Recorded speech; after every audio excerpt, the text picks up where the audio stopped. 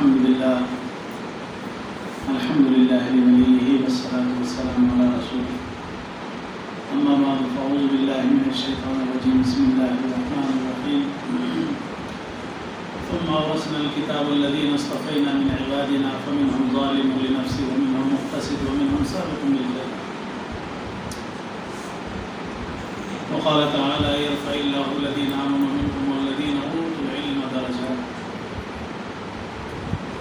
وقال تعالى الرحمن علم القرآن خلق الإنسان علمه البيان صدق الله العظيم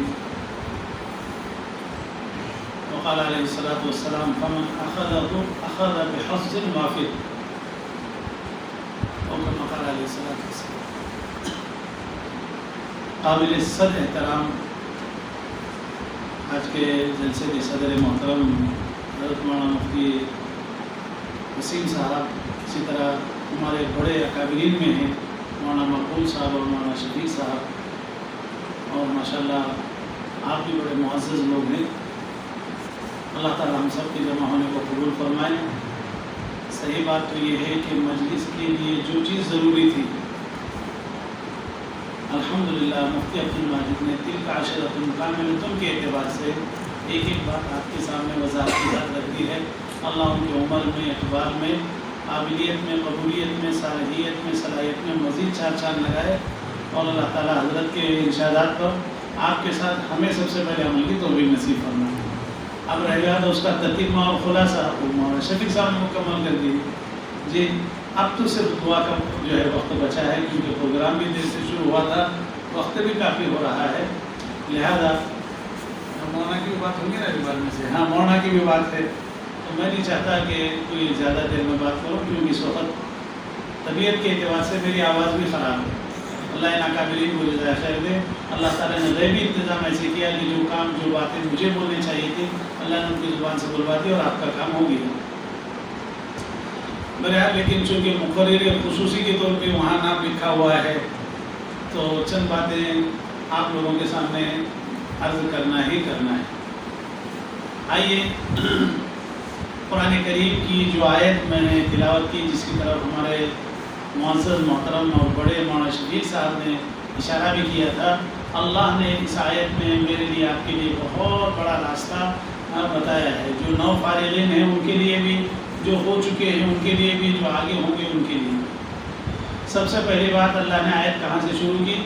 ثم اورثنا، ہم نے وارث بنایا۔ ہم نے اچھا وارث کسے بنا دیا؟ مولانا کے مال کا میں تھوڑے نا وارث بنوں، مولانا کے بال بچے ان کے مال کا وارث بنے، آپ کے مال کے آپ کی اولاد وارث بنے گی۔ وارث تو اپنے مال کا ہوتا ہے نا۔ جیسے جنت کے بارے میں اللہ نے فرمایا ہم تم کو جنت کا وارث بنائیں گے، تو پہلے جنت تمہیں دیں گے، پھر تم کو اس کا وارث بنائیں گے۔ تو اللہ فرماتے ہیں ثم اورثنا، ہم نے وارث بنایا۔ کس کا وارث بنایا؟ الکتاب، ثم اورثنا الکتاب الذین اصطفینا من عبادنا، ہم نے کتاب کا وارث بنایا۔ تو پہلے کتاب تمہارے اندر ڈالی، تب تو تمہیں وارث بنایا۔ کس کو وارث بنایا؟ یہ بات بڑے مزے کی ہے۔ کس کو وارث بنایا؟ اصطفینا، پہلی محبت کی چیز، پہلے پیار کی چیز تو یہ ہے کہ ہم نے تمہیں چنا جی۔ تجھ پر میری نظر ہے، میرے دل کو کیا کروں؟ ہم چاہے نہ چاہے اللہ نے ہمیں چنا۔ کتنی مرتبہ بھاگ کے گئے ہوں گے تم بتاؤ؟ کتنی مرتبہ آپ نے دل میں ارادہ کیا ہوگا کہ مجھے نہیں پڑھنا ہے؟ وہ چاہے اساتذہ بولو، والدین بولو، ماحول بولو، حالات بولو، دل بولو، پھر بھی نہ چاہتے ہوئے آپ موجود ہیں۔ ہمارے شاگرد موجود ہیں، جب میں ہمارے شاگردوں کو دیکھتے، ایک مرتبہ اچھی طرح معلوم ہے ہم اشرف اللہ میں پڑھتے تھے، ارے نہیں پڑھنے کا، سب کو ملاقات کر کے ہدیہ دے دلا کے کتابیں وغیرہ کے پڑھنا چھوڑ دیا، بول کے آ گئے تھے۔ کہیں کہا تھے صاحب مقدر میں پڑھنا تھا، انہوں نے بھیج دیا اور پڑھ۔ تو یہ سب انتخاب کس کا ہے؟ اصطفینا، اللہ فرماتے ہیں ہم نے چنا، جبرائیل نے نہیں چنا، انبیاء نے نہیں چنا۔ کس نے چنا ہے آپ کو؟ مجھے اللہ نے چنا ہے۔ لہذا اچھا، ہمارا تو ادھر ایمان اور عقیدہ یہ ہے درخت کا پتا بھی اللہ کی اجازت کے بغیر نہیں گرتا. وما تشاءون الا ان یشاء اللہ. تم کچھ کر ہی نہیں سکتے اللہ کی مرضی کے بغیر. تو ہمارے ماں باپ کے دل میں ارادہ بھی کس نے ڈالا؟ اللہ نے ڈالا. ایسی ایسی جگہ سے بچے پڑے ہیں جہاں پہ گمان نہیں ہو سکتا کہ اس گھر کا بچہ حافظ اور عالم بنے. تو مطلب یہ ہے کہ اللہ کی چاہت، اللہ کی نظر، اور آگے دوسرا اور اس سے زیادہ محبت کا لفظ من عبادنا، ہمارے بندوں میں سے ہم نے جس کو چاہا. پہلے تو بندے اور پھر اس میں بھی ہمارے. مولانا سہیل صاحب اللہ تعالیٰ ان کی قبر پر کروڑوں رحمت نازل فرمائے. مولانا نے بھی شعر سنا ہوگا، اگر مولانا شعر سناتے تو وہ مزید بات دوبالا ہو جاتی، لیکن وہ شعر مجھے یاد ہے، مولانا اس کی تصدیق کریں گے. ایسی مجلسوں میں مولانا ایک شعر سناتے تھے، محبت کے لیے کچھ دل مخصوص ہوتے ہیں، جو وہ نغمہ ہے جو ہر سانس پہ گایا نہیں جاتا. جی، علم کا نغمہ ہر سانس پہ گایا نہیں جاتا.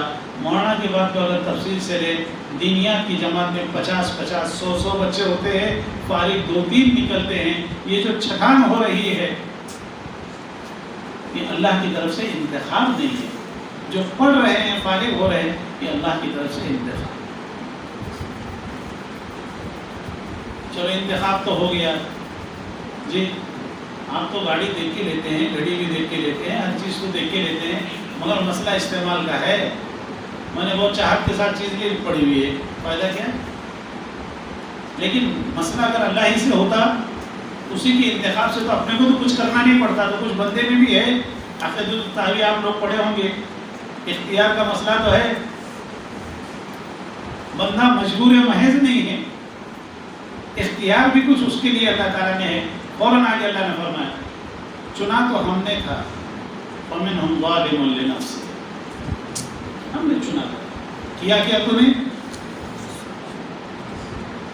أَنُلْزِمُكُمُوهَا وَأَنْتُمْ لَهَا كَارِهُونَ، کہ ہم زبردستی تمہیں علم دیں، زبردستی تمہارا نام دیں، زبردستی تمہیں شہرت دیں، زبردستی تمہاری برکتوں کو پھیلائیں، تم ہی نہیں چاہتے.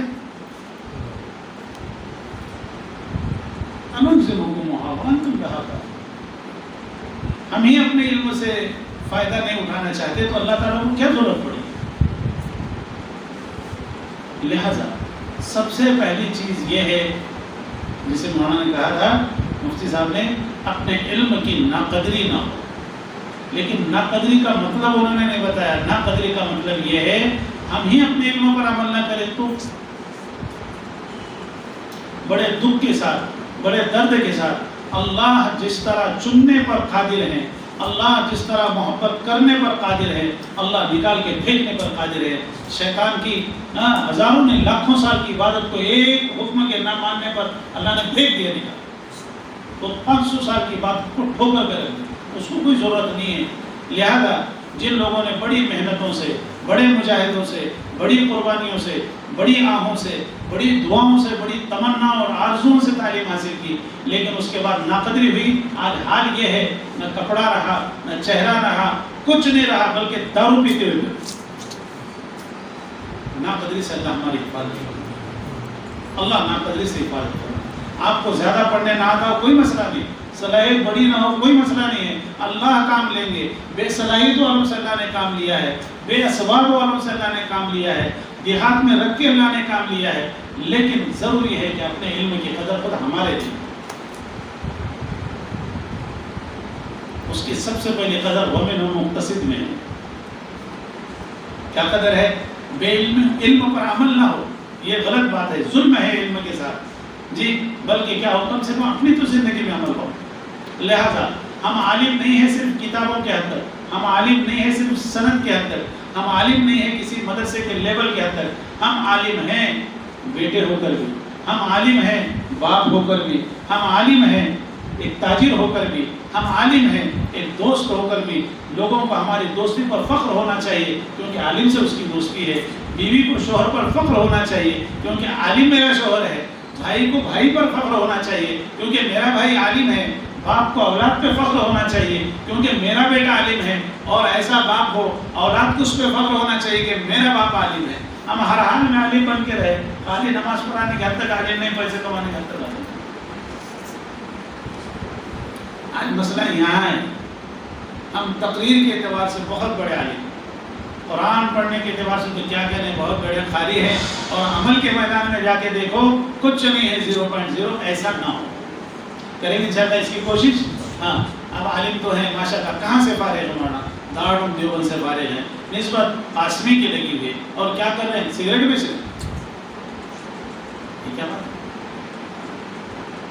آئیے ایک واقعہ سنیں، بات میری لمبی ہو رہی ہے، معافی چاہتا ہوں میں سے تو بات کرنا نہیں تھا، مگر مولانا عبداللہ صاحب بڑے توجہ سے سنتے، سبق بھی ایسی توجہ سے سنتے تھے، اس وجہ سے حضرت مفتی شفیع صاحب رحمۃ اللہ علیہ کے بڑھاپے کا زمانہ، مفتی شفیع صاحب رحمۃ اللہ علیہ کے بڑھاپے کا زمانہ ہے، بڑے بڑے علماء مشائخین بازو بیٹھے ہوئے ہیں۔ حضرت مفتی شفیع صاحب جی، جن کو دیوبند والے کہتے ہیں معاذ ثانی، تو بڑا اللہ تعالیٰ نے زندگی میں برکت دی۔ آج ان کے نسلوں کو دیکھیں، واقعات لمبے ہوں گے، آخر زمانہ ہے، زندگی کے تجربے، زندگی کے تجربات ایک ملک بنانے میں، پھر ملک میں دارالعلوم کا پرتو بنانے میں، اپنے اولادوں کے بنانے میں، ایک نئی نسل کو جو ہے دنیا کے سامنے لانے میں تجدیدی کام اگر ہمارے قریب کے زمانے میں ہے تو مفتی شفیع صاحب، مولانا شفیع صاحب، پر وہ بھی اتنے سارے تجربات لیا ہوا آدمی، فقیر عمر میں، بڑے بڑے علماء مشائخ بیٹھے ہوئے ہیں۔ حضرت نے ایک سیدھا سمپل سوال کیا، کہنے لگے بتاؤ علم کسے کہتے ہیں؟ کیا سوال کیا؟ بتاؤ علم کسے کہتے ہیں؟ اس کو نے وہاں علم میرخات کے پورے 5 تعریفیں، اصول صورت الشیء بالعقل، الصورت الحاصلۃ من الشیء عند العقل، الحاضر عند المدرک، کوئی کہا جاننا، کوئی کہا کوئی کچھ۔ حضرت نے سب کی بات سنی، آگے نہیں، ہم بڑے بڑے لوگ پریشان ہیں کہ علم کہتے تو کسے ہیں؟ بس وہ چیز اگر وہ علم ہمارے پاس ہے تو سمجھ لو کہ ہم مختصر میں تو ہیں۔ حضرت نے بڑی عجیب بات فرمایا، علم اللہ کے اس نور کو کہتے ہیں جو دل میں آتا ہے، اعضاء سے ظاہر ہوتا ہے۔ کیا فرمایا؟ علم اللہ کے اس نور کو کہتے ہیں جو دل میں آتا ہے، اعضاء سے ظاہر ہوتا ہے۔ اور اگر اعضاء سے ظاہر نہیں ہو رہا، یہ دلیل ہے اس بات کی کہ تمہارے اندر کچھ نہیں، جو چیرا تو خطرہ خون نکلا، بالکل وہی مثال۔ ہماری نگاہیں عالمانہ، ہماری نشست و برخاست عالمانہ، ہماری دوستی دشمنی عالمانہ، ہر اعتبار سے ہم عالمانہ ہو، فمنہم مقتصد۔ اب اس کے بعد جو امانت ہمیں ملی ہے، جی امت نے کروڑوں، ہزاروں، کروڑوں روپیہ، اکابرین نے اتنے رات دن کے مجاہدات، ہمارے ماں باپ نے اتنی قربانیاں چپ نہیں دی، کس لیے دی ہیں؟ جو امانت ہمارے سینوں میں ہے، جی ہم آخری نبی کے آخری امتی ہیں، عالمی نبی کے عالمی امتی اور علم والے، اس امانت کو امت تک درجہ بدرجہ سینہ بسینہ پہنچانا ہے۔ یہ ہے سابقون بالخیرات۔ اب جو جتنا بڑھے اللہ جسے بڑھائے، کوئی ضروری نہیں کہ درس و تدریج کے ذریعے پہنچائے، یہ بھی ضروری نہیں ہے کہ امامت و خطابت کے ذریعے پہنچائے، یہ بھی ضروری نہیں ہے کہ تصنیف و تعلیم ہی کے ذریعے پہنچائے۔ اللہ جس کو جس میدان میں رکھے، اللہ جس کو جس فیلڈ میں رکھے، جی وہاں پر اس علم کو دوسروں تک پہنچانے کی فکر کرے۔ جی آپ اگر تاجر ہیں تو تجارت کا علم تو آپ کے پاس ہونا چاہیے۔ دنیا کیسے قدوری کے بابو گویوں کو سمجھے گی جب تک آپ ویسی تجارت نہ کریں؟ آپ قاضی بنے تو پورے کتاب و نکاح سے پورا آخر تک کیسے سمجھیں گے؟ جب آپ بنیں گے، جب عمل کریں گے تبھی تو ہوگا۔ تو کریں گے انشاءاللہ۔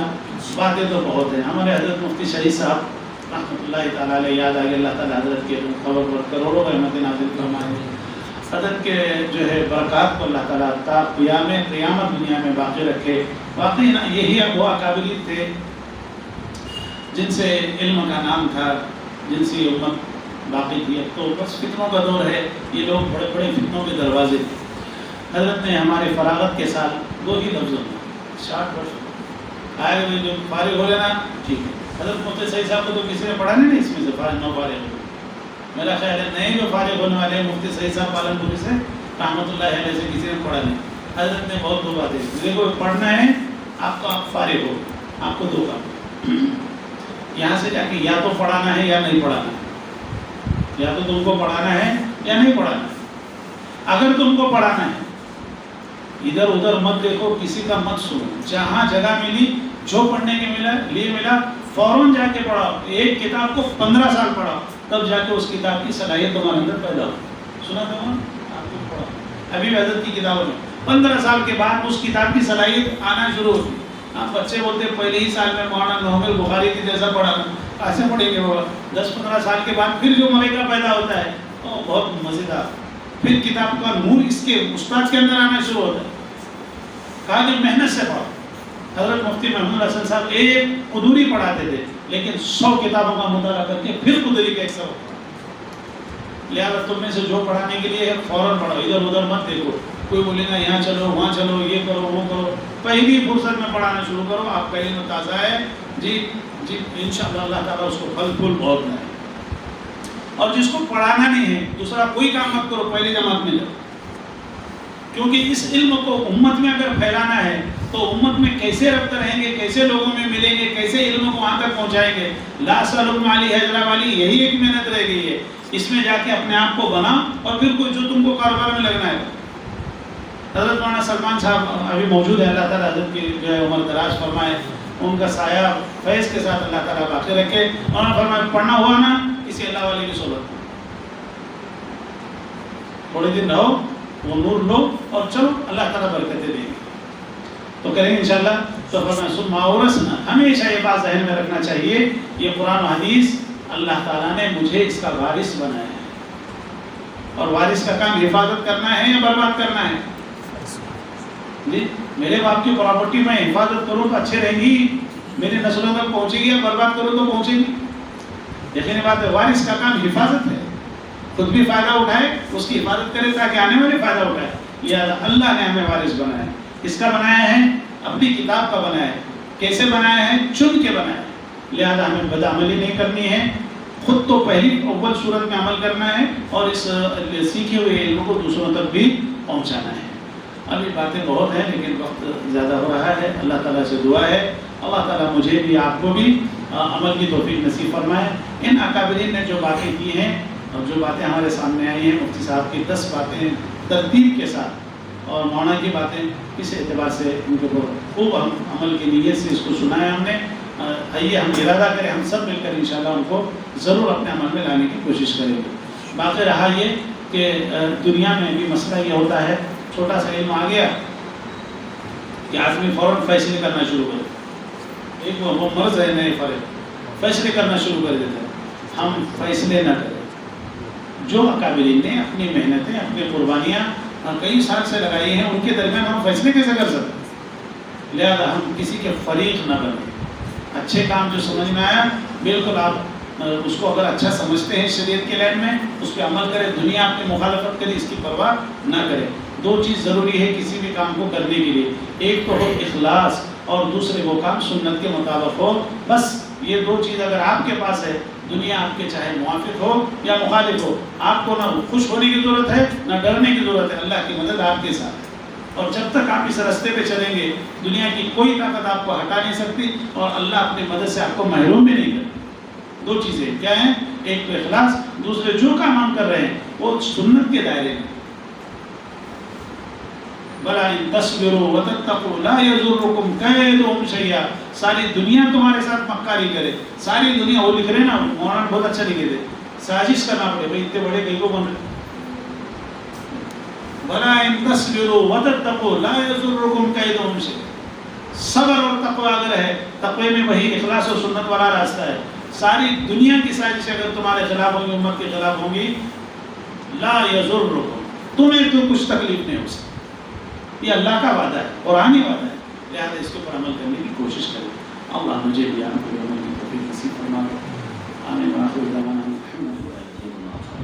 اب تک ہم سے جتنی کوتاہیاں گناہ ہو چکی ہیں ان سب کو معاف فرمائے. بقیہ زندگی کے احکامات کی اطاعت اور پیارے نبی صلی اللہ علیہ وسلم کی سنتوں کے مطابق گزارنے کی توفیق عطا فرما۔ اللہ ہمارے جو علماء فارغ ہو کر آئے ہیں اللہ انہیں اپنی ذمہ داریوں کا احساس نصیب فرما۔ ہم سب کو امت کے اپنے آپ کو وقف کرنے کی توفیق عطا فرما۔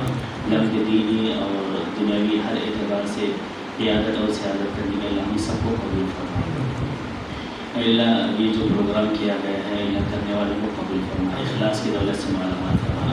نبی علیہ السلام نے ایسے خیر کی محبت جس بھی خیر کے لیے سے دعا چاہیے ہم سب اس کے اندر حصہ چاہتے ہیں، ہمارے حصہ نصیب فرما، اور جن جن شرور اور فتن سے پناہ چاہیے ہم سب اس سے پناہ چاہتے ہیں، ہماری حفاظت فرما۔ ہمارے رب اپنے فضل اور نبی علیہ السلام کی صدقے میں قبول و منظور فرما۔ صلی اللہ تعالیٰ علیہ محمد وعلی آلہ واصحابہ اجمعین برحمتہ۔